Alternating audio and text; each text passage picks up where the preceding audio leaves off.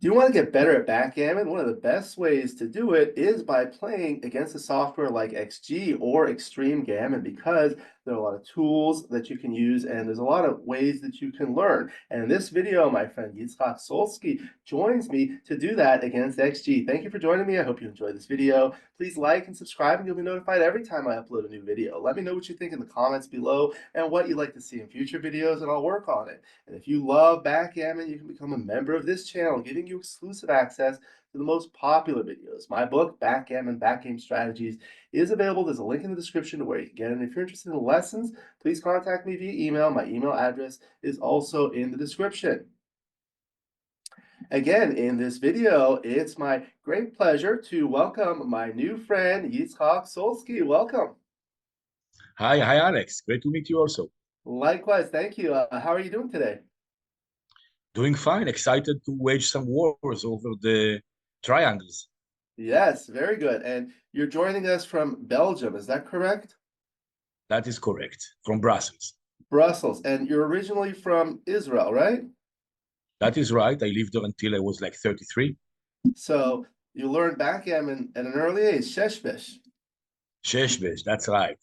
I learned it when I was 14. You know, you have these long summer vacations, and sometimes there are mornings that you get up and you have breakfast and you don't have something immediate to do. And we were staying, you know, with some friends, and the mother of one of my friends took me and taught me this game. It looked kind of funny in the beginning. I used to play chess, which is a lot more logical, a lot more rational. You know what is going to happen. And then backgammon, there is this chaos with the dice. But I developed a liking for it. And I understand more recently you started playing, the modern backgammon with the doubling cube, and you've become very, very good at that. Um, how did you get back into that kind of thing? Well, I actually discovered it by accident. I used to be chess champion of one of the states of Mexico. It's called the state of Veracruz. But in Mexico, the chess clubs are also backgammon clubs. And one day I was taking my girlfriend to the club, and she wasn't big on chess, but we thought we will simply have some coffee and play some backgammon. And they were like the experienced players, and they suddenly see the chess champion play backgammon. They never saw me do that before. And one of them approached me later, and he's like, you know, you are really good in chess, but in backgammon, you don't understand anything. And I'm like, hey, why do you say that? And he didn't want to answer me. And I didn't think much of it. But by accident, 1 month later, I found online some forums, and I was actually surprised to see that people actually talk analytically about this game because I thought it was just something you play and you don't really think about it much. And then I discovered that there is the McGreal book, Backgammon from 1976. And after I started reading it, I understood very well where this observation came from that I had no idea about the game. I came back to Mexico 2 months later and I took third prize in the club championship, including beating the champion. Everybody was quite surprised. But I really studied the book cover to cover. Wow, that's fantastic. And now you're one of the top players in the world, and you become a teacher for the Backgammon Learning Center. Tell us what have been how have you improved to the level that you're at? Well, this didn't happen in one day. In the beginning, it was simply having fun. There are so many people just like you are. You are one of these people. I'm going to include you in that list. There are these people who have this amazing skill in writing. They write engagingly and they really put you inside the atmosphere of the game, the excitement, the changes. And you also write like that, but I didn't know about you back then. I was reading more, you know, McGreal and Kit Woolsey and Bill Roberti and Jeremy Bagay and Walter Trice and many of these people that are probably leaving out some amazing names. Phil Simborg, of course, how can I forget him? People who write like with humor, but also very insightful, and it like takes many, many allegories and comparisons from life. But you actually go deep into the strategy, the analytics, the probabilities, the types of position, and I fell in love with the game simply. And that was the beginning. And then at some point when I reached some kind of, you know, early advanced level, maybe around like 10, 11, and then I discovered, first of all, the app of Extreme Gammon, once there was such a thing. And then I discovered the professional software, and, you know, the rest is like grinding, grinding, grinding to the next micro improvement. You know, that's how it works recently, in recent couple of years. Okay, so we're going to be playing a 5-point match against XG. We're playing on a beautiful Gammoner board. I selected these colors to match the Israeli flag. You'll be playing the blue checkers at the bottom, XG, the white checkers at the top. The XG board is made by Rain. He makes beautiful XG boards. There's a link in the description to where you can get them. So bearing off on the right, 5-point match. The most important thing is to have fun, and number two, to learn. We're interested in your thought process, and we'll have viewers of different levels. So I may ask you some questions throughout. And here we go. All right, let's get started. So 3-2 for white, splits. Okay, and now 6-3. 6-3, we are going to simply hit this advanced checker from the midpoint, 13-4. We cannot just let him stand there without a fight. Yeah, that's a good point. A lot of people are afraid of hitting loose there, but this is the idea, right? Exactly. Okay, 6-3 in return. All So right, it worked well for us. Let's roll again. okay. 5-2. 5-2. Okay, I'm not going to attack here. I'm not really prepared for that, but I'm going to come down from the midpoint and make my 4-point. Maybe hitting is not that bad. Maybe it's close, but I'm not inclined to do it. Oh yeah, because of the other blots. Don't feel Yeah, it. yeah. Okay. And then now double 2. Okay. Makes points. Almost, but yes, now it does. Let's Yeah. roll again. Okay, 4-1. 4-1. Okay, we need some point. We need at some point to start moving the back checker. So let's play 24-23 and let's hit with the 4. Heck, some people like to learn about XG in these videos. So one of the things I tell them is, for example, if you're playing a 4-1, if you click like on a checker, it will play the higher die first. And if you want to go back, you right click. If you want to play the lower number first, you right click and then you click and then it plays the lower number. So when you said 24-23, I right and then that. So it's like this and like this. Okay, good. Now 6-1. So in and hit. He hit Okay. me. That Yeah. actually hurt. Let's roll this again. Yeah. 4-1. So you did roll 4-1. it again. Okay. I would love to enter on 4 and hit with the 1, but unfortunately I cannot do it. I will, let's see here. There's some interesting plays here. Going to the 20 or covering on the 9, I would go for the 20. Would you consider slotting 5-point like this? Definitely not. There is no No? motivation. It's Okay. true that I duplicate his numbers, but I want to get moved already. Where is the pip count? I cannot see it. It's at the bottom. It's on the right side, like always. Very good. So here you're ahead by 8. So Correct. yeah, so here I guess you could be attacked here. But I think like playing down just disconnects these back checkers and breaks the midpoint. That's really bad, right? That too. And for me, there is another consideration that, he has this nasty blot inside his board. So I want to disturb him a little bit. I don't want to make it too easy for him. So I'm starting to run here. So he has to stop me, but he has to cover the blot, but he has to escape his own checkers. I'm creating a bit of a mess for him. Yes. Okay. And you need to start moving your back checkers too. You At don't want some to keep it point, yeah. there. Yeah, you need to, yeah. Okay, so 3-1.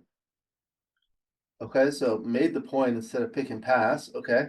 He Now could have done that. Yeah, but the and structure is really too powerful. Let's roll. 3-1. Okay. 1, of course, we put him on the bar. We enter on 3 when we play 24-23. Very good. 6-4. And he dances. This is so beautiful. Now let's stop for a moment. Here, we have a nice structure. There is a juicy blood to hit. Gammons are really powerful at this score, but this structure is still too strong, but he didn't move the back checker. I believe we are close.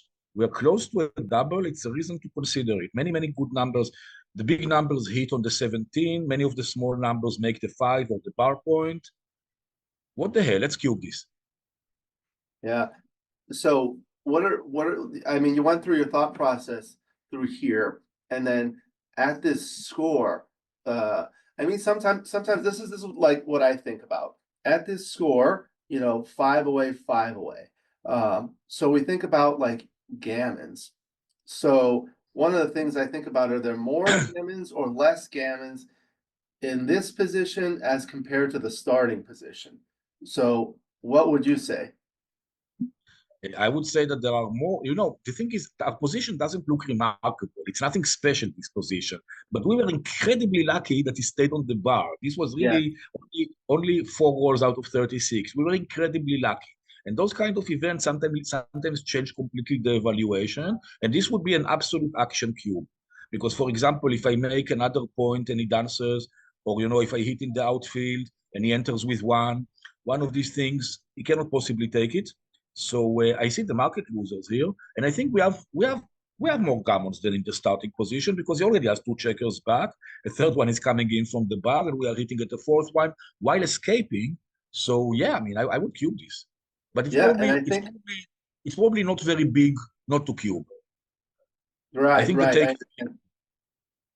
So the thought process that I have is like at this score at five away, in general, you double a little bit more cautiously in non-gammonish positions, but more aggressively in gammonish positions because a gammon on a two cube is very valuable because it takes you to the one away Crawford score. However, a gammon on a center cube is actually less valuable than money because it takes you to the awkward three away score. So, okay.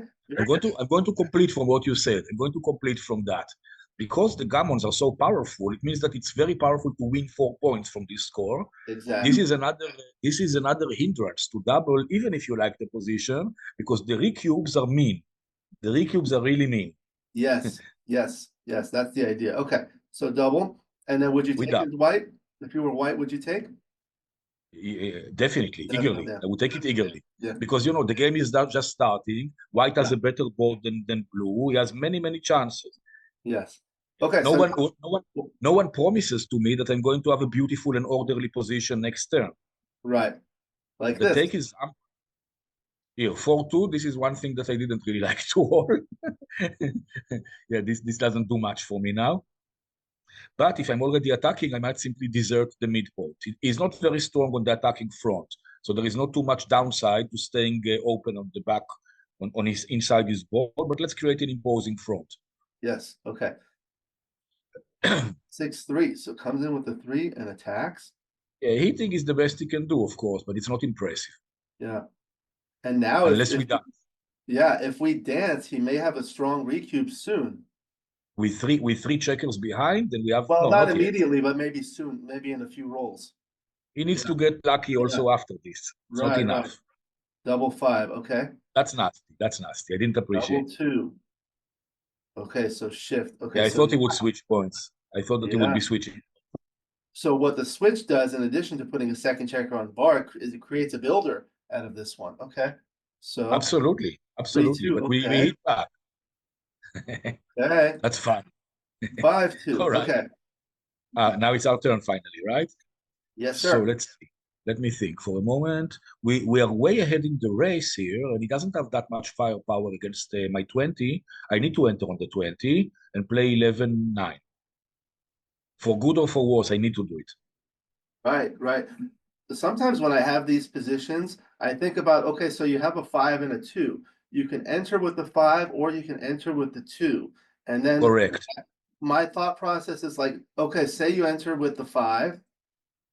What is your two? So that this is a reasonable two. But say Yeah, you, that's the thing. yeah, if you enter with the two, where is your five? I guess it's gonna be here, and then Yeah, that creates a stack, and that creates these stuck checkers. it's not only that it's stuck, it also feels a little bit like burial because I want to make the bar point and that checker is suddenly not usable.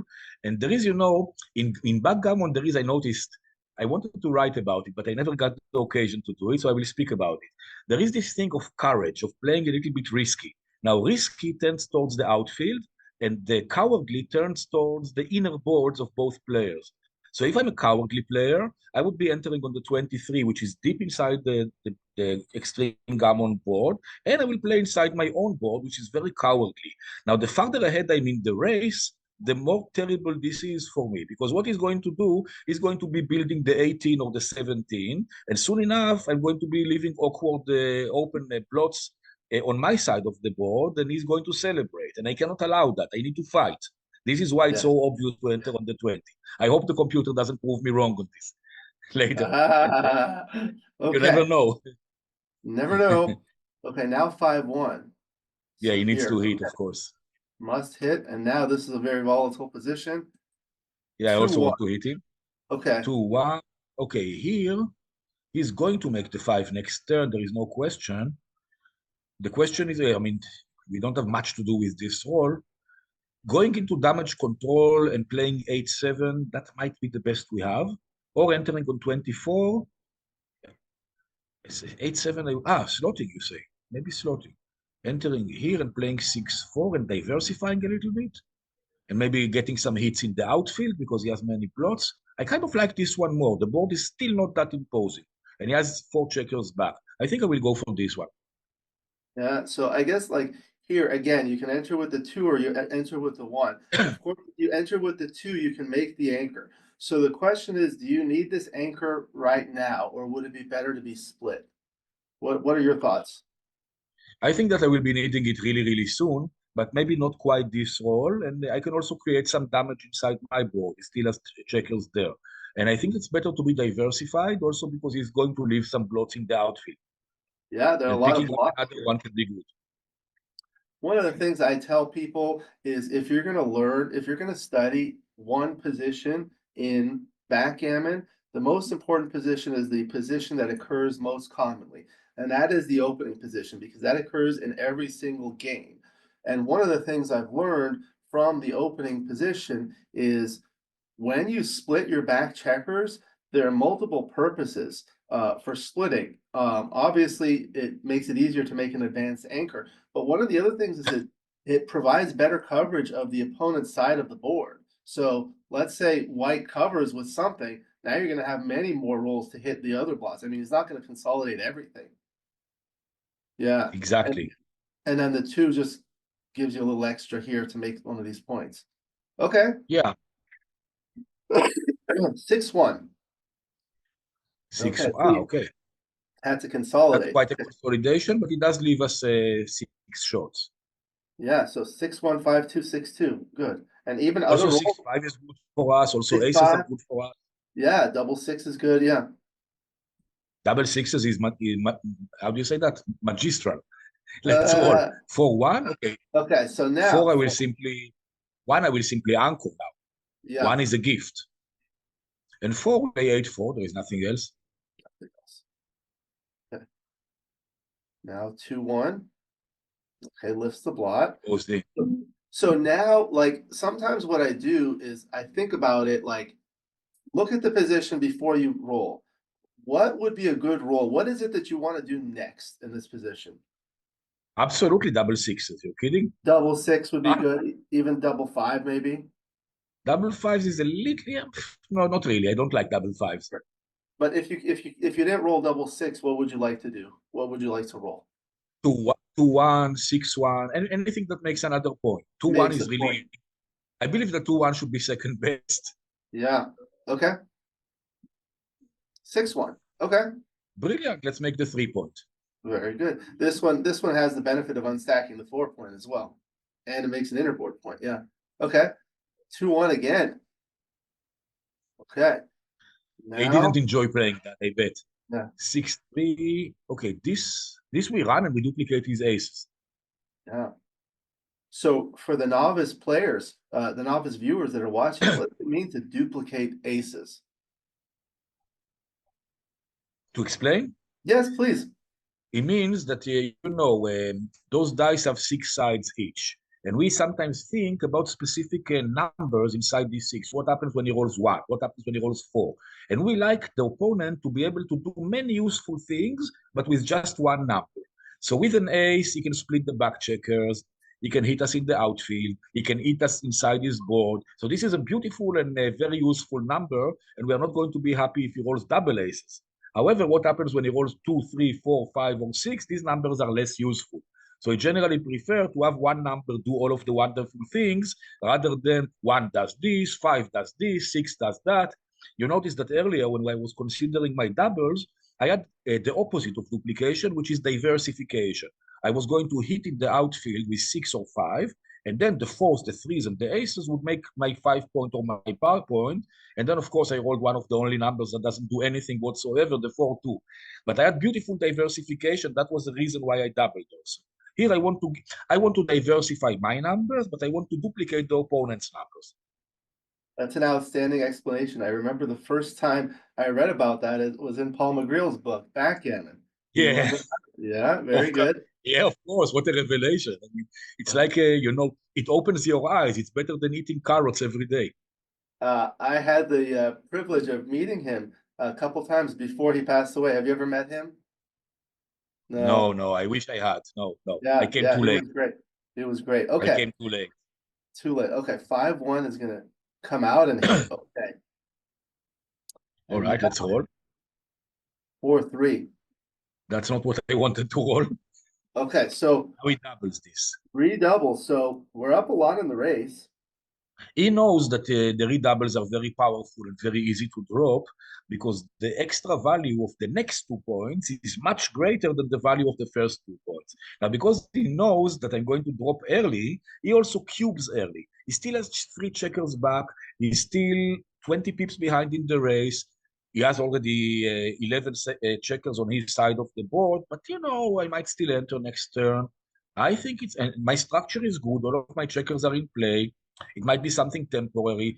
I mean, I might soon have a back anchor or 2 split checkers. I'm a favorite to enter this turn. And he still has 2 checkers stuck on the 24. He has the better board, but my board is not that bad. I will take this.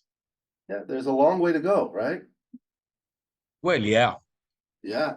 So what would you think would need to be changed about this position to make it a pass? Well, if the checker on the 12 was on the 8, I would probably pass already. Because another builder there. Yeah, yeah. On the 8 or on the 7, I would probably pass. It's not that, I mean, I understand where he's coming from on the redouble. It is scary, but I still take it. What if these two checkers were perhaps split to the 23 point or maybe even anchored on the 18 point? You speak about the 2 checkers on the 24. Correct. No way in hell that I would take this, and maybe he's already too good. Yeah. Yeah. Okay. No, So we'll the main reason for the take is because of the 2 checkers on the 24. If they were right. split 24, 23, I wouldn't be that impressed. But if one of them was already on the 20, I would pass. Oh yeah. Yeah, yeah. So this will be a good exercise. When we analyze it, we can modify the position and see. Very good. Okay. The So question was take, really good. yeah, thank you. Okay, 6-2. Now he makes the 18 point. 6-3. So now this would have So been he a pass. doubled when he had the market losers. Yeah. 4-3. Okay. So Yeah, that's now there's unfortunate. That's really yeah, unfortunate. At least we entered one, right? yeah. So I'm it's not. I'm still not redoubling. no, not I'm yet. not redoubling. 6-3. Okay. Last call for breakfast, and we Okay. missed. So this looks like gammons. Yeah, Mars. that's quite gammonish. I will say that very carefully. Notice how he prepares to clear the 6. This is good technique, Yeah. and that, Couple. that's that's a complete blowout. I mean, there is just nothing to do unless he rolls. No, that's all. Okay, so Yeah, 2. Let's try to get some crossovers just in yeah, but case. it's completely hopeless already. I know, I know. 6, 5. 5 especially is awkward We're gonna need some doubles.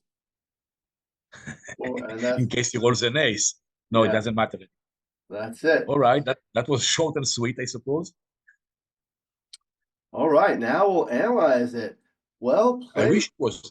I wish it was the decision to dance. You know what? I don't feel like dancing. I'm going to enter anyway. Congra- Congratulations, well played. 2.42. Maybe we can submit this to BMAB. Yeah, in retrospect, of course, without announcing Yeah, yeah. it. They will love it. Okay, so we'll go through some of these and let's see, 13-4 with a 6-3. So that was the right idea. That's what we had discussed. Good. Notice the second best play, which is very interesting, which Yes. it duplicates the 3-1 roll. He take Yes, advantage. The 3-1 already plays wonderfully well if he makes the 5. So we give him something else to do. And this is the idea of duplication for the entire roll, not just for one number. It's right. beautiful. It's the only one that is not a blunder. It's a beautiful move. And the threes can be used, to hit here or anchor or even like That's six correct. three. 6-3 is highly duplicated because it can make the 5 point, the 18 point, but will be forced to hit. Exactly. Exactly. It's a beautiful play, but it's not the best one. Yes, yes, good. Okay. And then we'll go here, 5-2. So that was what we discussed, cover. And you And see, then hitting was not so far behind. hitting, yeah, like this. Clearly second best. Clearly second best. I wonder if sometimes I like to modify the position here. I'll put it on a new board. So this is what I do for the viewers. I have two windows open. So I hit Control Shift C to copy, and then I go to the new window and I hit Control V to paste. It'll say, "Do you want to save it now?" You hit no. Okay, so now here's the position. You can modify it. So let's say you had like one more checker on this point here. So what would you do in this case now? And one more checker on the same point. No, now I would definitely hit. Hit twice, hit and yeah. Yeah, I would definitely hit now because I need to unstack my 6. But I would Right. later recommend another modification. Oh wow, now it's a blunder not to hit already. It's a Let's blunder. make a different modification. Yes. Take the original position like it was, but move Yeah. the builder on the 11 of the opponent, move it to the 9. This builder is too good already. We don't just want to let him stay there. Here I suppose maybe it's going to be closer. Hitting is going to be Maybe closer now closer. for sure. The other one it was 0037. Let's see what he does here. Maybe it will be both black. Yeah, it's much closer. I know it's pretty much the same.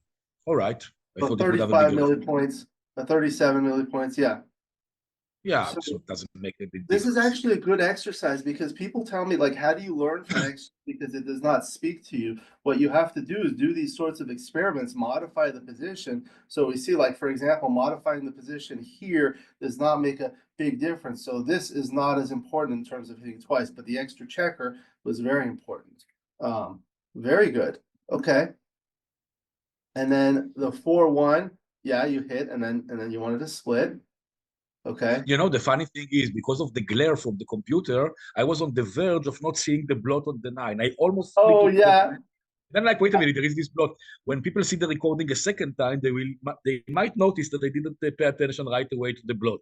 I was going to make a That colossal blunder this this is actually important. Like I do like streaming matches, and it's important to have contrast between the checkers and the points and the feel. And there. this one, there's not a lot of contrast, so you can see that.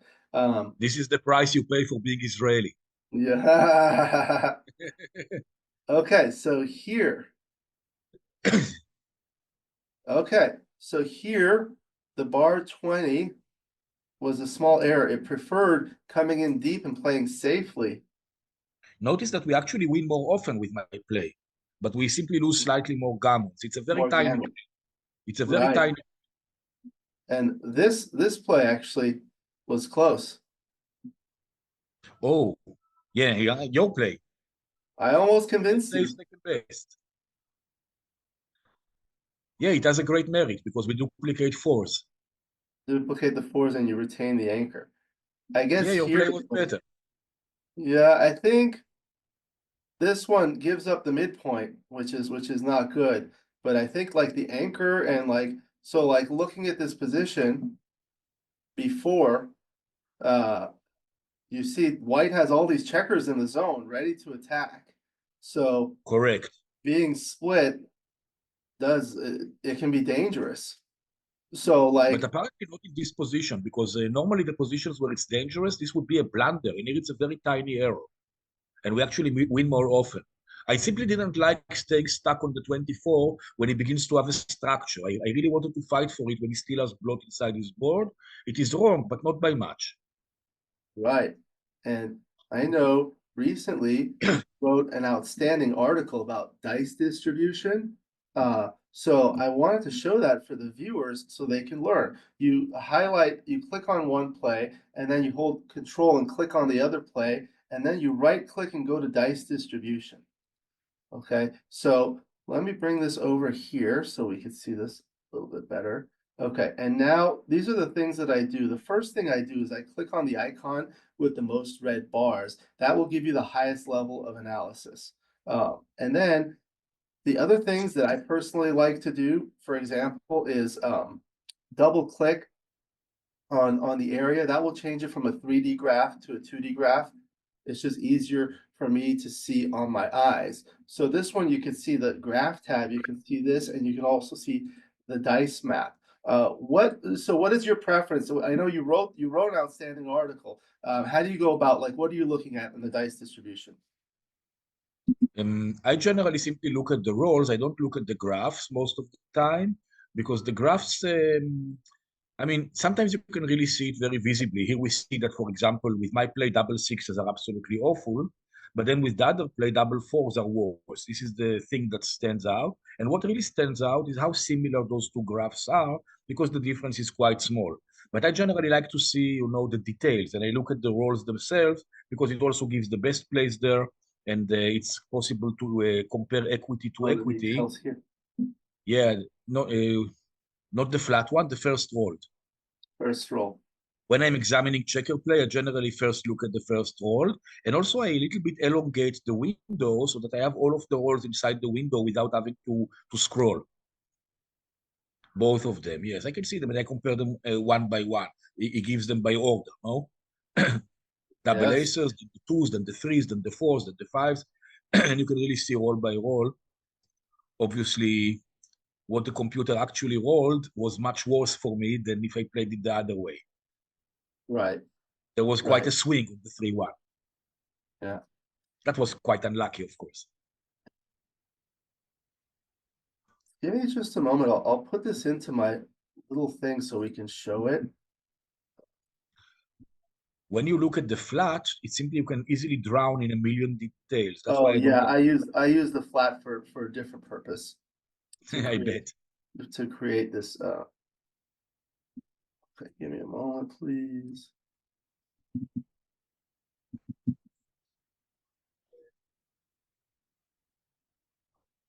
Okay, so one thing is, like, you look at this graph and it'll tell you, like, the differences between the two plays. So like green is good and red is bad. However, it's not on the same scale. So you see, like, the darkest red here is double six, which is minus 0.772. And this looks like it would be the same, but it's much worse because it's minus 0.939. So what I've done is I created this other dice distribution tool that you can see. So the first thing I look at is, this is the top play, and I put on the final. So there are three radio buttons here: initial, arrow, and final. So for the viewers who are learning XG, initial will show the initial position. Arrow will show an arrow where the checkers move based on the play selected. And final will show the resulting position. So this is the resulting position after the top play, which I call play A. And then this is the resulting position after the selected play, which I call play B.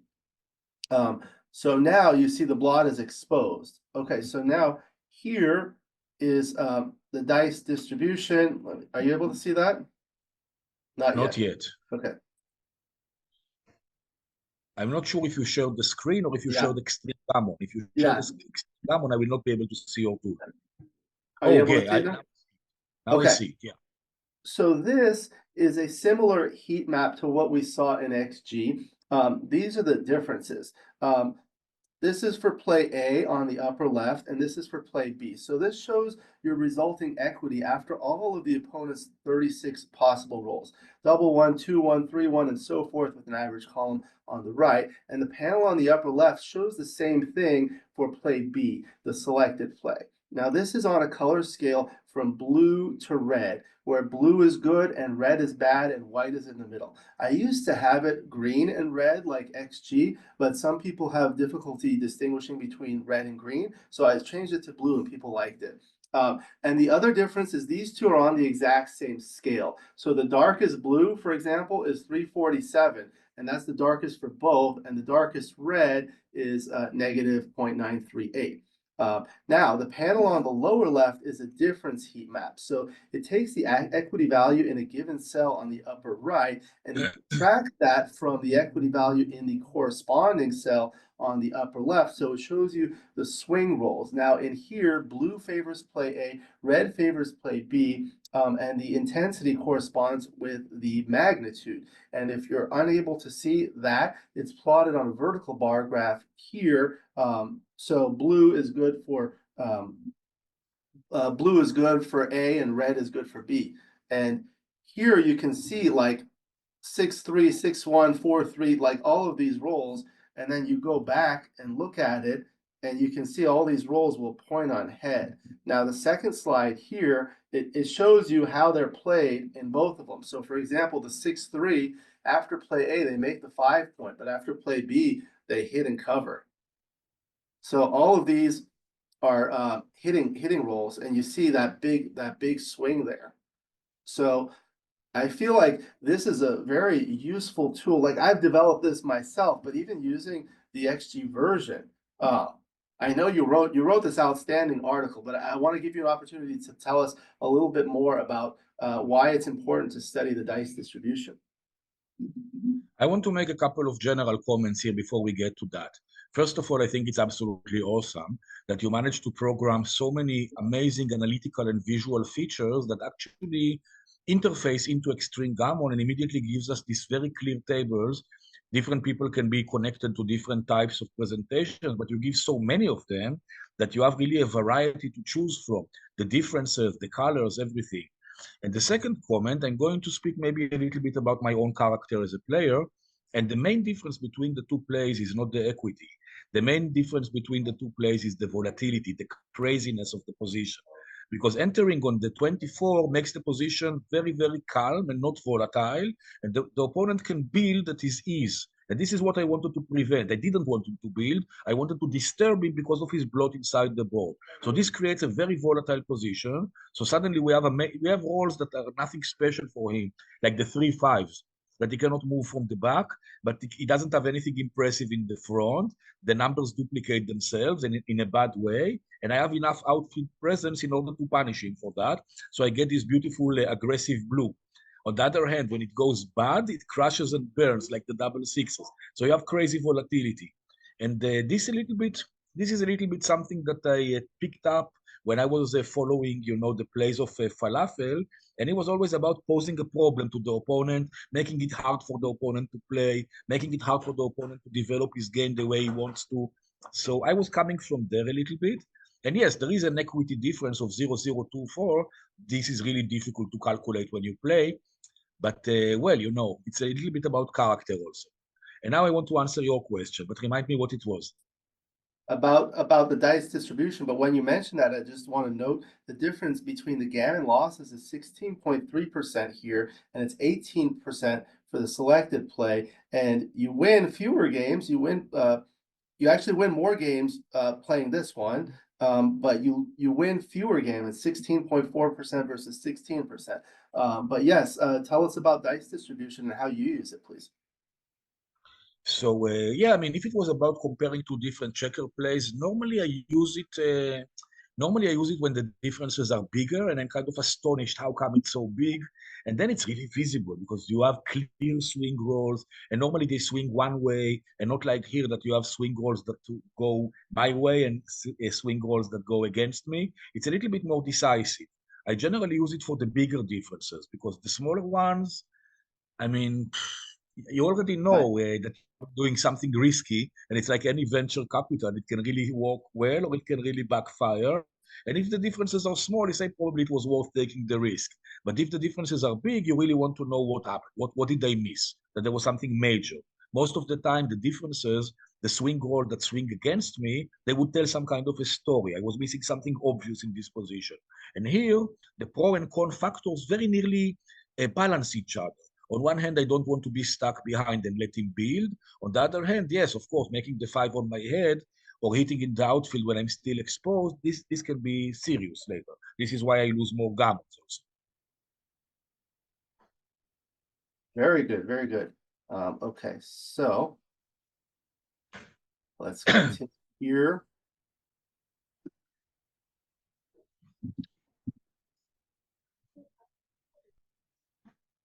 Okay, so then that was a good explanation of that roll. And then there was the 3-1. I'll move it here. So that was a good roll. You come in and hit. And then here, this is where it was the doubling decision. Yeah, yeah. So it was not a blunder, but a little Yeah, almost very close. optimistic. So let's see, like one of the things I see here is, for example, winning 60% of the time. That's not a lot, but 27% gammons to compare to only 10. So that's really good. Now I wonder is, what if we had a position or we had a score, for example, where gammons will become more valuable. For example, let's put this on the other board here. The problem here is not that the gammons are not valuable enough. The problem is that the recube is especially powerful. So when we Right. win 60%, there are too many of them happening. If you put it 0-0 to 7 instead of to 5, that might be different. Yeah, yeah. This is the original position at the score 5 away, 5 away, and here I made it 4 away, 5 away. No, it's still not it, right? But what if it's 4 away, 3 away, for example, the recubes? Now it's very strong. Yeah, 4 away, 3 away is very powerful because the recube will almost never happen. Try a 0-0 to 7. I wonder what it will Yes, be. let's see what happens. Still not Right, it. here it's even a blunder. Here it's even a blunder. Yeah. Because our gammons are nothing special also. Not only And the recube. right, what do you think about like 4 away, 2 away? Well, yeah, you cannot take this. Big pass. Yeah, by far. It's an astronomical pass. What about at 5 away, 2 away? 5 away, 2 away, yes, you should pass also. So this one's actually, it becomes a take. Ah, it's a take, okay.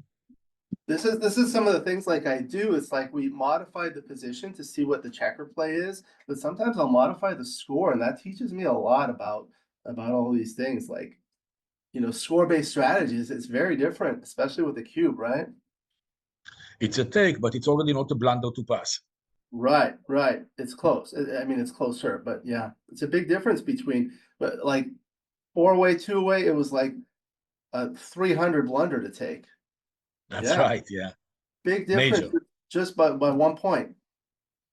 Yeah, because he's going to be playing Gammon Go from the Crawford game with 33% match equity chances. It's not the end of the world. But in this score now, he's absolutely dead. 4 away, 2 away. And dropping doesn't cost him expensive at 4 away, 2 away, because that 1 point is not big deal. However, if it's 2 away, 5 away, he doesn't want me to get that point so easily. Yeah, this is another thing I did. I modified the position a little bit, so I moved this checker on the 9 point to the 7 point, and now it becomes closer because you have different good numbers, like the 6s and 5s that are good here. You don't need a 6 over here. And if you make an extra builder, for example, that makes it a take, right? That makes it that's where we enter doubling territory. Now, what if there was a more of a liability like here? Now double 6 would be a crusher. Yeah, and if the blot Still, were, it's a small double and it's a very, very mega take, to use the wording of Mark Olsen. yeah, if you bring this checker up to the 5 point, now it's a strong double because now it's on a point that you'd like to make too. And also there is no duplication and the checker is much more accessible to hit. Right, When he was on the 2, I needed the same 6s that I need to hit in the outfield. And here, this right. is diversification. It's exactly the numbers that don't hit in the outfield. Yes, very good. Okay. Very good. Okay, so then we'll move on. Then the 4-2 was not the ideal roll, and that's the only thing we could do. And then the double five, Absolutely. yeah, dance, and the 3-2 was forced there. And then the 5-2, this is what we discussed. You had to come in high. Right. Yeah, definitely, definitely. I do get gammoned a little bit more, but this is the price to pay. Yeah. But the wins, yeah, the wins. Okay. And then the 2-1, yeah. So here it preferred keeping them split. Yeah, like we discussed. And Also now, winning chance. excuse me? Also the winning chances, the same idea. Right, right. And then the 4-1, this was the time. I mean, there wasn't really an alternative that was Here, reasonable. actually, this is the only play that doesn't get us cubed. Yeah, if you made this play. Okay, so This we let's would get cubed. This we would get cubed. if you played 9-4. Yeah, of course, we will get cubed already. It looks really ugly. I mean, no, this heaviness on the 4 point and strip 9 point. Yeah, Yeah, that's a cube. it's not quite a cube here yet because it has back a long way to go, but it's getting close. It's getting close. It's getting there. Yes. Getting Normally, there. when I see the 0.70, that's normally signaling a cube, but there are exceptions. Maybe if you split the back checkers, that's getting a little closer. Okay. So then the 6-1 was good there. And the 6-3, as you discussed, you had to duplicate the aces. Then you couldn't Yeah, move. here there is really nothing else to do. And this was a redouble, but still a take. With a million market losers, this you can see with dice distribution, how many market losers there are. And I think there are close to, probably there should be at least 40, 45%, 50%. You see market losers. You see it below. Yes, I see it down here. Yeah, this is extremely volatile. And it's so This easy to lose the market. okay. So these are the market losers here. Double six, double four, and double five lose the market by a lot. And everything else is still pretty good. We need to understand that here we cannot just look at the number and see what is a market loser, because losing the market also depends on what my second roll will be. And these Yeah, numbers are averages that include all of my rolls. So for each of these numbers, some of my rolls will lose the market and some of them will not lose the market. Of course, when it's over one, then like on average, you score better than if you got a pass last turn. But when it's below one, also many of my responses will also push it above the one, and we will lose the market that way as well. right. So you can look at the second rolls by clicking this radio button. So look at all these dancing rolls lose the market Yeah, by a that's lot. absolutely awful. Dancing is just deadly. And I can show We you. joke about it often. We joke about it often that we say against the four board we are a favorite to enter, but look at this board and the kind of points that he makes. It's obvious that we're never going to enter it. It's a joke, but too often it's actually becoming correct. Not to be superstitious or anything. Let me show you these here. And obviously we danced and danced and danced. We danced all night. Like the song. You know that song? I could have danced all night. You should play it next time we play it. You should play to give some atmosphere when this happens. Well, I know you play piano, right? I do, yeah. As a matter of Yeah, fact, I do. you're like a professional, right? Yeah, that's right. Yeah, I play too, so maybe we can play some music Oh, together. oh, Yeah. really? Is that a fact? You play the piano. This is I, wonderful. my son plays better. My son is 9, but he's like really good at that. And Um, he's into classical? You are both into classical? um, no, he's more into like the high energy electronic dance music. On the piano. On the piano, yeah, he plays piano. Um, so let me show you this. So this was the position, right? And I have a two-roll dice distribution for the doubling decisions. So you can see that here. Are you able to see that? Not yet, but it will come. Oh, Yeah, this, yes, yes. You sent something like this to me also, but now I can see it clear. Okay, so this one is a little bit more complicated. This is a two-roll dice test distribution. So instead of just 6 by 6, it's 36 by 36. So this is looking at it from the position of the taker. So it has all of the opponent's next rolls at the top, starting from double one, going through double six, with an average column on the bottom. And then your next rolls on the left-hand side, starting from double one, going through double all the way down to double six, and an average on the right. Now here I did not put the actual equity values because it would be too small, but they can be. But what I did is I color coded it the same way. So blue is good and red is bad.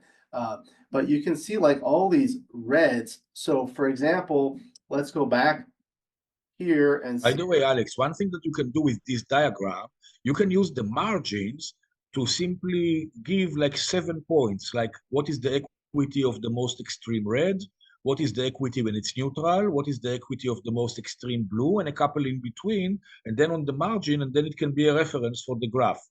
Yeah, I think I could add that. Um, so what was it like? What's the huge role for white? Like a double six would be great, right?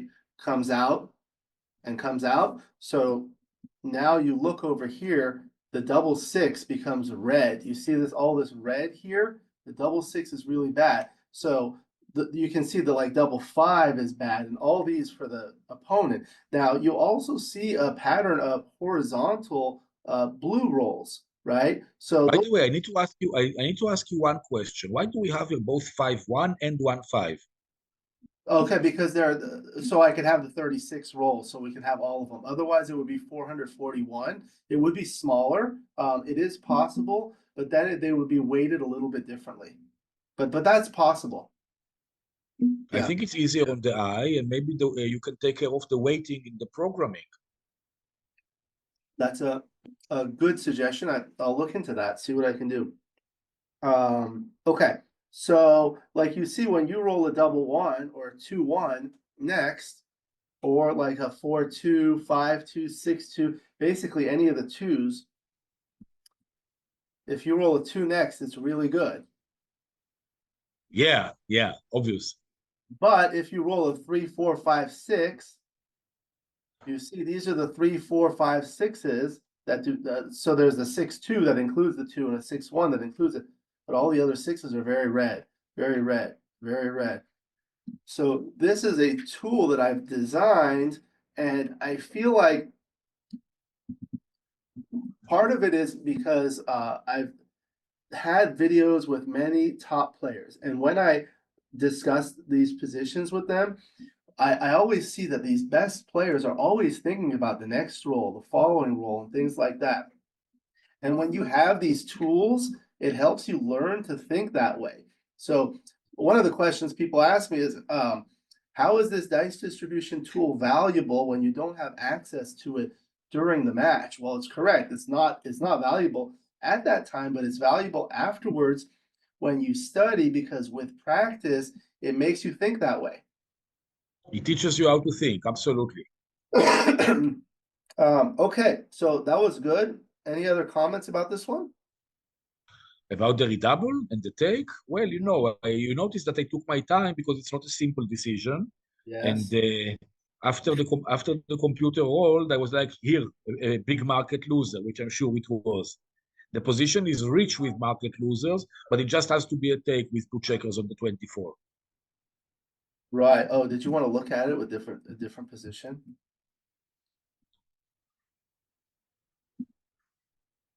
Like this? This should still be a take, I believe. Now it's borderline. Closer, Just but still, it's a borderline pass, actually. borderline pass. But if you move it up to here, like what you had said, Forget it. No, no, not in a million years.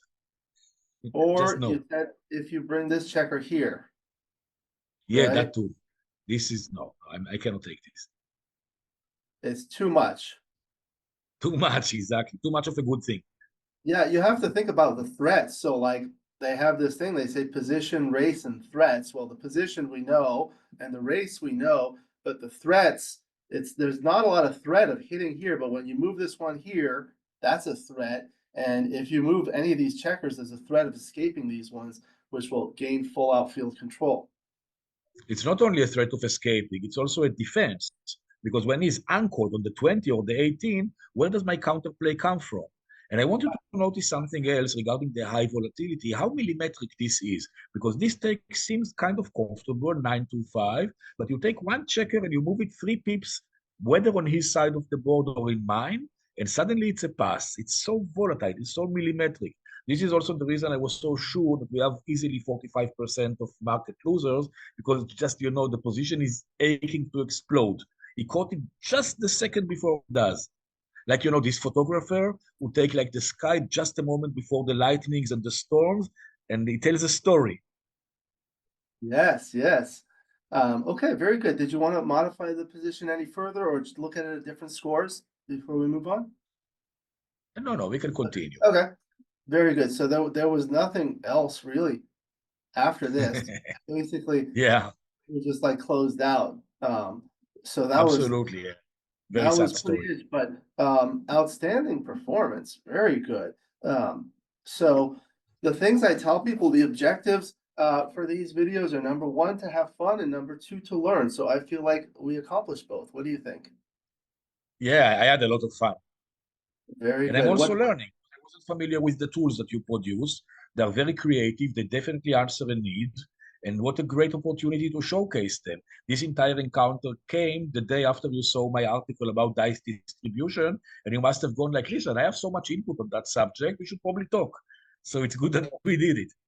Yes, I'm happy we did it. And one of the things that I've had the opportunity by creating this channel is to meet people from all over the world like yourself and others that I would have otherwise not had this opportunity. So I really want to express my gratitude to you for joining me. Thank you.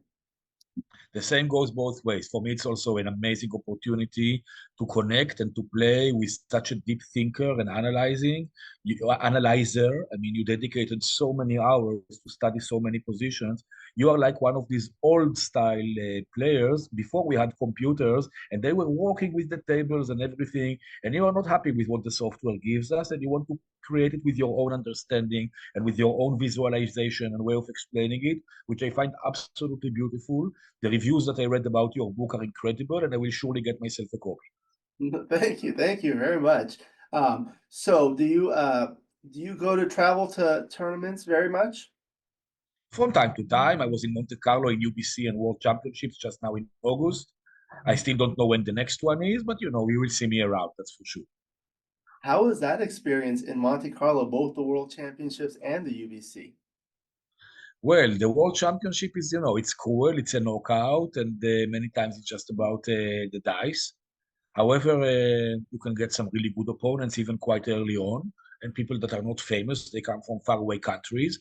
Today, with all of the resources that we have, it's quite easy to become a 6, a 5, a 4 PR player, and nobody ever heard about you except in your own club or in your own country. And suddenly these people appear in the World Championship and just nobody knows about them, but they are crazy machine players.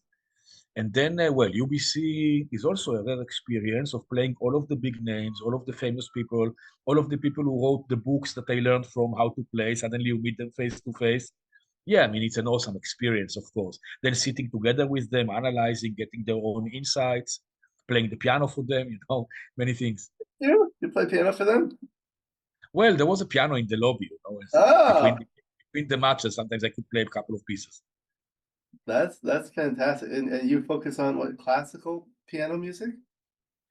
Well, when I played there, I was more like improvising and playing songs. But when you go to my YouTube channel, you will find a lot of classical music, in I case think you haven't done this yet. yeah, I remember seeing that. That's fantastic. Yeah. It's a great way. I think music is an outstanding thing for people just for a lot of different things.